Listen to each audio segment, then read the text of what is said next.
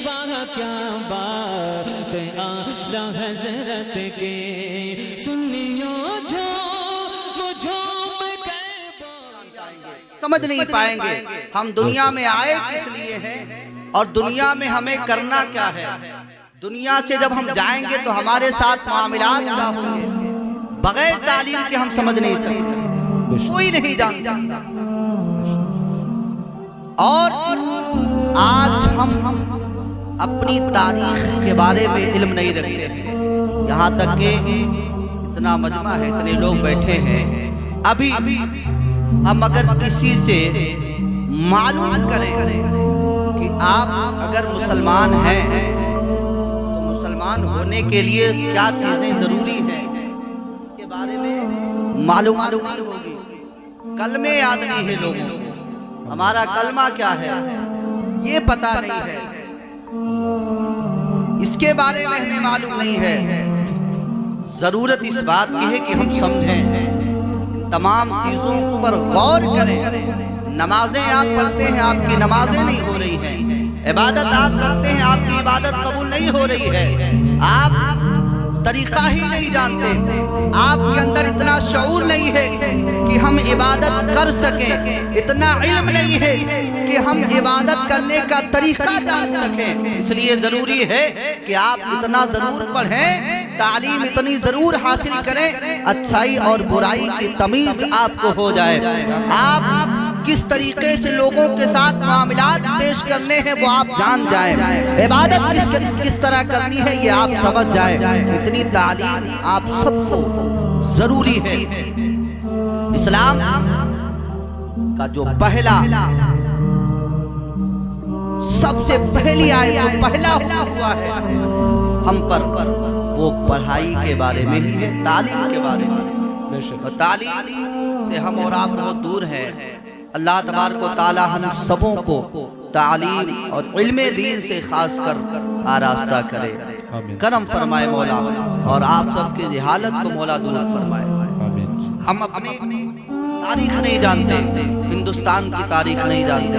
हिंदुस्तान में आज कुछ लोग ये कहते हैं कि ये मुसलमान तो बाहर से आए हुए हैं, ये यहाँ के नहीं हैं, हमें मालूम नहीं रहता है, हमारे अंदर इतना इल्म नहीं है, हमने कभी खंगाला ही नहीं है तारीख़ हिंदुस्तान क्या है, हिंदुस्तान का हिंदुस्तान नाम किसकी वजह से पड़ा है ये भी नहीं पता है किसी को। हजरात, जब हम पढ़ेंगे तो जानेंगे ना, जब हम तालीम हासिल करेंगे तो जानेंगे हिंदुस्तान का नाम हिंदुस्तान पड़ा क्यों। जरूरी है जानना। हजरात, मैं आपको थोड़ी देर इस तरफ तवज्जो दिलाना चाहता हूँ। हिंदुस्तान कहते हैं ना, आज तुम्हारा हक नहीं है हिंदुस्तान पर। हम कहते हैं बाप के प्रॉपर्टी पर बेटों का हक हुआ करता है। बोलो, होता है? बाप के प्रॉपर्टी पर बेटों का हक हुआ करता है, बाप की जायदाद पर बेटे का हक हुआ करता है। और ये हिंदुस्तान किसका है? हमारे बाप, हमारे दादा हजरत नूह अलैहिस्सलाम, सुभान अल्लाह, हमारे बाप हजरत आदम अलैहिस्सलाम। आपको मालूम है, जब हमारे बाप हजरत आदम अलैहिस्सलाम तो सारी आदमियत के बाप हैं, तशरीफ लाए तो किसी और जगह को नहीं चुनते हैं, बल्कि हिंदुस्तान की सरजमीन को आप चुनते हैं। आप जब तशरीफ लाए तो आप इसे हिंदुस्तान, गैर मुनक़सिम हिंदुस्तान की सरजमीन पर तशरीफ लाए, और आपके कदमों के निशान आज भी बाकी हैं, लोग देखते हैं और जाते हैं। केरला के अंदर, श्रीलंका के अंदर भी है, केरला के अंदर भी आपके कदमों के निशान मौजूद है। हमारे बाप हजरत आदम अलैहिस्सलाम तशरीफ लाए, और उसके बाद हजरत नूह अलैहिस्सलाम तशरीफ लाए। हजरत नूह अलैहिस्सलाम की 4 औलादें हुई। कितनी औलादें? 4 औलादें हुई। और उन औलादों में एक का नाम था हाम, एक का नाम था साम, एक का नाम हाम और साम, एक का नाम जाफिस और एक का नाम कनान था। ये 4 लड़के आपके हुए। हजरत हाम के जरिए से, हजरत हाम की वजह से, हजरत हाम के नाम और नस्ल से हबश पूरा आबाद है। आप अफ्रीका का जो इलाका है, हजरत साम के औलादों में से हिंदुस्तान की सरजमीन पर कुछ बच जाते हैं, और उन्हीं में से हजरत हाम के लड़कों में से जो आपके साहबजादे थे उनकी तादाद तारीख में 6 बताई जाती है। 6 बताई, गौर से सुनना। 6 है, उनमें से एक का नाम सिंध है, एक का नाम हिंद है, एक का नाम सिंध जो नदी पड़ती है पाकिस्तान के अंदर भी पड़ रही है, वो उन्हीं के नाम से है और वो पूरा इलाका उनके नाम से बसा है। और एक का नाम हिंद था जिनके नाम से ये पूरा हिंदुस्तान बसा है। सुभान अल्लाह। 6 लड़के थे, एक का नाम हबश था, हबश का इलाका उनके नाम से बसा, और हरमज एक का नाम था, बुवैया एक का नाम था। ये 6 लड़के आपके हिंदुस्तान में पैदा हुए, जिनकी वजह से इस हिंदुस्तान का वजूद हुआ और आप ही के खानदान के लोग यहाँ पर बसे। किसके? हजरत सिंध, हिंद और सिंध। तो सिंध नदी है जिसको जो है अंग्रेजी में इंडस कहते हैं। क्या कहते हैं? Indus river. तालीम अगर होगी, समझ होगी तो आपने पढ़ा होगा। इंडस रिवर अंग्रेजों ने जिसका नाम इंडिया रखा, और यही हमारे जो भारत का जो आईन है उसमें इंडिया और भारत ही लिखा हुआ है, हिंदुस्तान नहीं लिखा है। मगर इसका जो प्राचीन नाम है, पुराना नाम है, वो नाम क्या है? हिंदुस्तान। और हिंदुस्तान किसके नाम से बना? हजरत नूह अलैहिस्सलातु वस्सलाम के पोते के नाम से हिंदुस्तान का नाम पड़ा। अब आप बताओ, हमारे बाप दादा यहाँ रहे, वो आए, उनका मकान यहाँ, उन्होंने यहाँ पर अपनी जिंदगी गुजारी, हम औलादे तो उन्हीं में से हैं। तो जब बाप की प्रॉपर्टी, बाप की जायदाद है, तो जितना हक तुम्हारा है उतना हक हमारा है। ना तुम यहाँ से जाने वाले, ना हम यहाँ से जाने वाले। अरे तुम खाक में मिल जाओगे, उड़ जाओगे, मगर हम इसी मिट्टी में मर करके कब्र में दफन हो जाएंगे कहीं। नारे तकबीर, नारे रिसालत, ताज शरिया कॉन्फ्रेंस, मसलके आला हजरत, उलमाए अहले सुन्नत, ख्वाजा का हिंदुस्तान, हिंदुस्तान का सुन्नी मुसलमान। नारे तकबीर, नारे रिसालत। हिंदुस्तान में फिर आबादियां बढ़ती रही। जो बड़े हुए उन्होंने छोटों को मारना, पीटना, भगाना शुरू किया। जिनको मलेच्छ कहा गया उनको हटाना शुरू किया। जो आर्या थे, जो द्राविड़ थे, उन्होंने अपना दबदबा कायम करना शुरू किया। कहीं ना कहीं इन लोगों ने अंधेरे में रह करके, लोगों को अंधेरे में रख करके और उस तरीके से लोगों को अपनी तरफ मुतवज्जे कराए। वो मरे, उनके यहाँ जो बादशाह होते थे वो मरे, उनका मुजस्समा लगा दिया गया। अब मुजस्समा लगा तो उनकी इबादत शुरू हो गई। उनके मरने के बाद उनके खानदान का जो वारिस बादशाह बना उसका मुजस्समा लगा, उसकी इबादत शुरू हो गई। अब इनको रोकने के लिए परवरदिगार आलम ने गाहे जगह जगह अपने खास बंदों को भेजना शुरू किया। आप परवरदिगार आलम जल्ला शानहू ने गाहे बगाहे जगह जगह पर अंबिया इकराम व रसूलाने इज़ाम को भेजना शुरू किया, और उन्होंने एक वहदानियत की तरफ ऐलान करते हुए लोगों को बुलाया। एक खुदा की इबादत के लिए लोगों को इकट्ठा किया। ऐ लोगों, तुम तमाम की इबादत मत करो, एक रब्बे जुल जलाल की इबादत करो, जिसने तुमको पैदा किया है, जिसने हमको पैदा किया है, जिसने सारी कायनात को पैदा किया है, उस परवरम की, परमात्मा की, परमेश्वर की इबादत करो। जिसने सारी कायनात को पैदा किया है उसकी इबादत करो। ये तमाम अंबिया इकराम व रसूलाने इज़ाम तशरीफ लाते रहे। 1,24,000 कमोबेश अंबिया इकराम तशरीफ लाए व रसूलाने इज़ाम तशरीफ लाए। आखिर में परवरदिगार आलम ने अपने महबूब को इस दारे पानी में भेजा था। भेजने से पहले तमाम किताबों में उनका जिक्र आ गया था और बता दिया गया था, ऐ लोगों, अगर वो ज़माना तुम्हें मिल जाए जब मेरा महबूब इस दुनिया में तशरीफ लाएगा तो तुम मज़ाहिब को छोड़ देना, तुम अपने नबी के कलमे को छोड़ देना, तुम अपने मजहब को छोड़ देना, तुम अपने रास्ते को छोड़ देना। जो मेरा महबूब कहेगा उस पर अमल कर लेना। तुम उसका कलमा पढ़ लेना, उसका कलमा पढ़ लोगे तुम दुनिया में भी कामयाब हो जाओगे और मरने के बाद आखिरत में भी कामयाब। वाह वाह वाह, जिंदाबाद जिंदाबाद, बहुत अच्छी गुफ्तगू हो रही है माशाअल्लाह। फैजाबाद में जिक्र किया पहले। आओ हजरत नूह अलैहिस्सलातु वस्सलाम के ऊपर जो किताब हजरत नूह अलैहिस्सलाम पर जो किताब नाजिल हुई। हजरात मैं आपको बताऊं, आपने सुना होगा कि जो अंबिया इकराम तशरीफ लाए, रसूलाने इज़ाम तशरीफ लाए, तो उन रसूलों के ऊपर रसाइल किताबें भी नाजिल होती थी। उन्हीं में से हजरत नूह अलैहिस्सलाम जब तशरीफ लाए, लोगों ने बताया, मैंने पढ़ा, मैं बिल्कुल श्योर तो नहीं हूँ, मगर आपको मैं अपने इल्म के मुताबिक बताता चलूं कि हजरत नूह अलैहिस्सलाम पर जो किताबें नाजिल हुई, उन किताबों में वैद भी है। कौन सी किताबें? जो हमारे बिरादर वतन है। क्योंकि मैंने जब इनकी किताबों को पढ़ा तो पता चला कि इनकी किताबों में एक आदमी का जिक्र बहुत ज्यादा है, जिसको मनु कहते हैं। क्या कहते हैं? मेरी गुफ्तगू बहुत कायदे से सुनना, कहीं ऐसा ना हो कि आपका जहन इधर उधर हो, बात समझ में ना आए। मैं बात को समझाना चाहता हूँ। नाम क्या आया? मनु। क्या नाम आया? मनु। और हम किसको याद करते हैं? हजरत नूह अलैहिस्सलाम को। अगर मीम को हटा दिया जाए, हा को लगा दिया जाए, तो ये क्या हो जाएगा? नूह। मनु का जिक्र आया है। कहीं ना कहीं नाम में तब्दीली हो सकती है, मगर जहां तक मैंने पढ़ा है, ये किताबें जो नाजिल हुई है, ये हजरत नूह अलैहिस्सलाम पर नाजिल हुई है। ये बात और है कि उन किताबों में अपने तबीयत के हिसाब से तब्दीलियां हुई हैं, रद्दो बदल की गई है। लोगों ने अपने तबीयत के हिसाब से उसमें तब्दीलियां की हैं, क्योंकि ना तो तौरात ओरिजिनल मौजूद है, ना ज़बूरात की तारीख में आपको हकीकत वाली मिलेगी, ना तौरात मिलेगी, ना इंजील मिलेगी। अगर कोई किताब सही सालिम आज भी मौजूद है तो उस किताब का नाम है कुरान। तो ये आसमानी किताबें जो नाजिल हुई, लोगों ने इसमें तब्दीलियां की। तो इसमें हजरत नूह अलैहिस्सलाम का जो जिक्र मिल रहा है, तो जहां तक मेरे इल्म की रसाई है और लोगों ने, विद्वानों ने जो लिखा है, वो यही लिखा कि ये जो किताबें हैं, वेद है, ऋग्वेद, सामवेद, अथर्ववेद, ये तमाम किताबें हजरत नूह अलैहिस्सलाम पर नाजिल हुई है।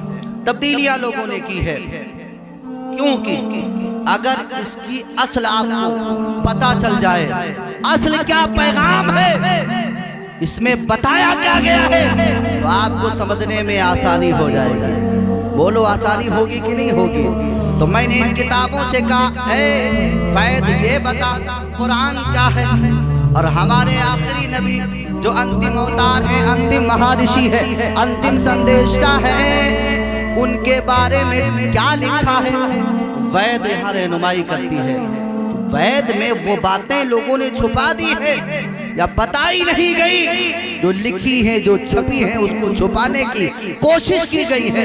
बताया गया है, लोगों वार्देक मोड़ वरुण शशा कबर जावद स्तंभ वरदा महस्य नमो नमः तो साज गिरता नमो नमः देवा सर्वभूतेश गोला सर्वभूतात्मा कर्मादिच्छा साक्षी देता केवलो निर्गुणः। ऐ वैद ये बता, ऐ वैद ये बता, इबादत किसकी करनी है, कितनों के सामने झुकना है, कितनों की इबादत करनी है, कितनों को सजदा करना है, खुदा कितने हैं, खुदा के जात में शरीक कितने हैं। ऐ वैद ये बता, इन्हें मालूम नहीं है, इन्हें पता नहीं है, ये तो कई एक के सामने झुकते हैं, कई एक की इबादत करते हैं। ऐ वैद ये बता, इबादत कितनों की करनी?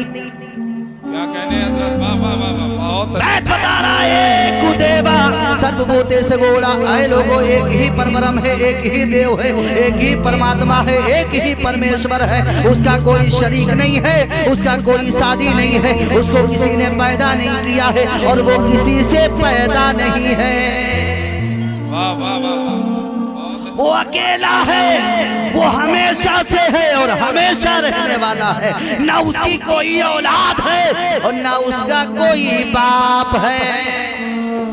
बहुत अच्छे। कुरान पढ़ो, यही तो कुरान बता रहा है, यही तो कुरान बता रहा है। पढ़ो सूरह इखलास, कुल हुवल्लाहु अहद अल्लाहु समद लम यलिद वलम यूलद वलम यकुल लहू कुफुवन अहद। यहाँ वेदों में बताया गया अल्लाह एक है, उसके सिवा कोई इबादत के लायक नहीं, उसका कोई शरीक नहीं है, उसको किसी ने पैदा नहीं किया, उसकी कोई औलाद नहीं है, उसका कोई बाप नहीं है। कुरान भी यही कह रहा। बहुत अच्छे। और करीब आ जाओ तो मैं समझा दूं। मैंने कहा ये बात तो बहुत दूर की हो गई, 5000 साल का अरसा गुजर चुका। माजी करीब में कोई शख्स हो जो बताए कि इबादत करनी किसकी है, तो आओ। जिनको इबादत की जाती है इनके यहाँ नाम है कन्हैया कृष्ण जी, जिसको कहा गया, क्या कहा गया? अरे नाम तो सुनते हो ना, कृष्ण जी कहते हैं ना, मैं नहीं माखन खायो, मैया मोरी मैं नहीं माखन खायो। ये तो अजब मामला है, खाने के बाद बहाना। चलिए अब आओ सुनो। मैंने कहा महाराज ये बता दीजिए, ये बता दीजिए कि हम इबादत किसकी करें, प्रस्तुत किसकी करें, किसकी करें, झुके किसके सामने, किसके सामने अपने आप को झुकाएं, किसके सामने इबादत करें, बता दीजिए।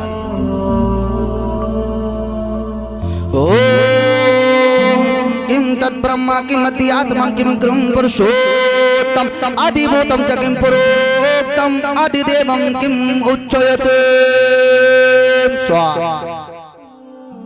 महाराज बता दीजिए इबादत किसकी करनी है, रूहानियत को पैदा करने वाला कौन है, जान को डालता कौन है, रूह को निकालता कौन है, खाना कौन देता है, पानी देने वाला कौन है, झिलाने वाला कौन है और मारने वाला कौन है। बहुत अच्छे हजरत, वाह वाह वाह। जिंदाबाद। महाराज बता दीजिए इबादत करनी किसकी है? क्या आप ही ये सारा काम करते हैं? आप ही के सामने तो नहीं झुकना है, आप ही की दंडवत तो नहीं करनी है, आप ही के इबादत तो नहीं करनी। महाराज बता दीजिए तो कहते हैं, मधुसूदन जवाब देते हैं, अर्जुन सुनो, वायुदेव मोद वरुष्य शाख पर्दा स्तंभ प्रतामह से नमो नमस्ते, तो सहस्कृत नमो नमः। अर्जुन सुनो, वायु को पैदा करने वाला परब्रह्म और है, हवा को पैदा करने वाला और है, आग को पैदा करने वाला और है, पत्थरों को बनाने वाला कौन है? और है मैं नहीं। जिसने आग को पैदा किया, हवा को पैदा किया, जमीन को पैदा किया, आसमान को पैदा किया, सूरज को पैदा किया, जिसने पूरे ब्रह्मांड को पैदा किया, उस परब्रह्म के सामने झुकना है, उसी की इबादत करनी है, उसी के सामने अपने आप को पेश करना है। नारे तकबीर, बुलंद आवाज से नारों का जवाब दें।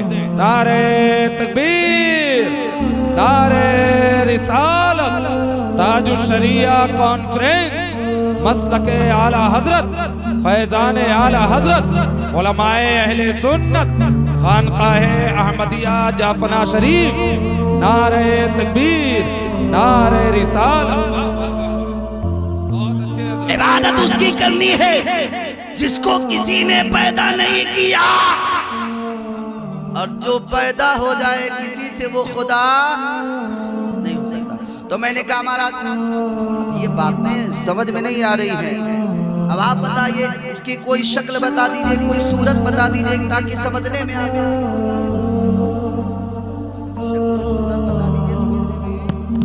आसानी हो जाए। तो बताया गया है परम सूत्र है, क्या है परम सूत्र? याद करो, कहते हैं नतश अल्लाह वो है, परमेश्वर वो है, परमात्मा वो है जिसकी कोई तस्वीर नहीं है, परमेश्वर वो है जिसकी कोई सूरत नहीं है, खुदा वो है जिसकी कोई मूरत नहीं है। जिसकी सूरत बन जाए, अरे जिसकी मूरत बन जाए वो खुदा हो नहीं सकता। माशाअल्लाह, सुभान अल्लाह, सुभान अल्लाह। सूरत बन जाए, मूरत बन जाए, वो खुदा नहीं हो सकता। तो कहा इबादत तकबीर, कहा उसी की। नारे तकबीर, नारे रिसालत, उलमाए अहले सुन्नत, नारे तकबीर, नारे रिसालत। जिसने पूरे ब्रह्मांड को बनाया, जिसने पूरे आलम को बनाया, जिसने सारी कायनात को बनाया, उसी पर ब्रह्म, उसी परमेश्वर और परमात्मा के सामने झुकना है, उसी की इबादत करनी है, उसी की दंडवत करनी है। ये बातें मैं नहीं कहता, ये हमारे बिरादरे वतन, हमारे हिंदू भाइयों की किताबों में लिखा हुआ है। ये है इस्लाम। इस्लाम था, इस्लाम है, इस्लाम रहेगा। कुरान था, कुरान है, कुरान। ना तो कुरान मिटा था, ना इस्लाम मिटेगा। तुम जितना मिटाने की कोशिश करोगे, इस्लाम उसी तेजी के साथ फैलता रहेगा। इसी शायर ने बड़े प्यारे अंदाज में कहा है कि तुम जितना तराशोगे उतना ही सिवा होगा। तुम जितना तराशोगे उतना ही सिवा होगा। अरे इस्लाम वो पौधा है, अरे काटो तो हरा होगा। जितना दबाने की कोशिश करोगे ये उतना फैलता रहेगा। इस्लाम ही है, इन्नद्दीना इंदल्लाहिल इस्लाम। इस्लाम था, इस्लाम और इस्लाम रहेगा। हजरत बताया गया, अब मैं उन्हीं की किताबों की बात कर रहा हूँ, अभी मैंने अपनी शुरू नहीं की। मुस्कुरा कर बोलो। मैंने कहा महाराज जब यहाँ तक बता दीजिए तो ये बता दीजिए कि जिसके इंतजार में तुम बैठे हो, अंतिम अवतार, अंतिम संदेशता, अंतिम महर्षि, वो कब आने वाला है? कब आएगा? कहाँ पे आएगा? किस जगह पर आएगा? तो कहा तुम इंतजार कर रहे हो, वो तो आमिना के गोद में अब्दुल्ला के घर में आ चुका है। तुम उसके इंतजार में बैठे हो। संबल ग्रामोख्यस्वरम मलस महात्मना वीरम महावीरम प्रारम परादीपम कल के अवतार जगत गुरु सोमवद विष्णु ईश्वर भक्तम स्वरूपो। हो अंतिम अवतार, अंतिम महर्षि, अंतिम संदेशता आ चुका है। और बता दीजिए तो कहा उठाओ ऋग्वेद स्कंद 12 अध्याय नंबर 2 का मंत्र नंबर 17, 18 और 19। सुभान कहा जिक्र हुआ, बता दिया गया, बताया गया है लोगों, वो अंतिम अवतार आ चुका है। कहा नाम कहा सुनो, वेद अहमदम पुरुषमानि मदित्तम मरुलो तपसा परस्तातयनिया। क्या कहने हजरत। और सुनो मलेच्छ, हे मलेच्छ आचार्य समन्विता शिक्षा का समन्वयता। कहा महाराज समझ में नहीं आता, समझा दीजिए। तो तुलसीदास जी कहते हैं, आए लोगों यहाँ न पक्षपात कछो राखो, वेद पुराण सतत मत बाखो। देश अरब बगलता सुहाए, सुथल भूमिगत सुन खगराई, तब तक सुंदरम माद कोया। महाराज बताते, तुलसीदास जी कहते लोगों, देश अरब बगलता सुहाए, सुथल भूमिगत सुन खगराई, सास 10 सुंदरम होए, देह के बाद न पावे कोई। सम्मत विक्रम 2 अनारा, महंको चतुर बतारा, सुरम चतुर सुंदर शतचारी, दिल को वंश भयो अति भारी, तब तक सुंदरम माद गोया, बिना मोहम्मद पार। सुभान अल्लाह, सुभान अल्लाह, सुभान। माइक सही करो।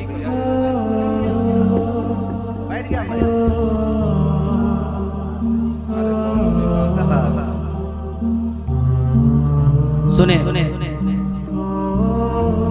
आए लोगों, जिसके इंतजार में तुम हो वो आ चुका है। अब उसके बाद नबुव्वत और रिसालत का दरवाजा बंद हो चुका, अब उसके बाद कोई आने वाला नहीं है। उसी के शरण में आना पड़ेगा, उसी के पास आना पड़ेगा। और बताइए तो कहा तुमने पढ़ा नहीं। आओ मैं आशो माशुक मरुहदे रत्तम जगतपते यशनाशाति ममस्ते अष्टगुणा। आखिरी अवतार अंतिम महर्षि जब इस खाकदाने की इंदी पर आएगा तो परवरदिगारे आलम के हुक्म से वो घोड़े की सवारी करेगा, ऊंट की सवारी करेगा और एक सवारी उसको इतनी तेज दी जाएगी जो एक लम्हे में जमीन से आसमान का सफर पूरा कर लेगा। वाह वाह सुभान अल्लाह। और घोड़े पर बैठकर, ऊंट पर बैठकर दुश्मनों का तलवार दमन करेगा। वो अंतिम अवतार कोई और नहीं है, वो हमारे और आपके नबी दोनों जहां के मालिक व मुख्तार हबीबे परवरदिगार की जात है। अब जरूरत इस बात की है कि समझ जाए और ये कहें मैं मुजरिम हूँ आका मुझे साथ ले लो, ये रास्ते में है जा बजा खाने वाले। जिंदाबाद जिंदाबाद। ले उनकी पनाह, आज मदद मांग उनसे, कल न मानेंगे कयामत में अगर मान गया।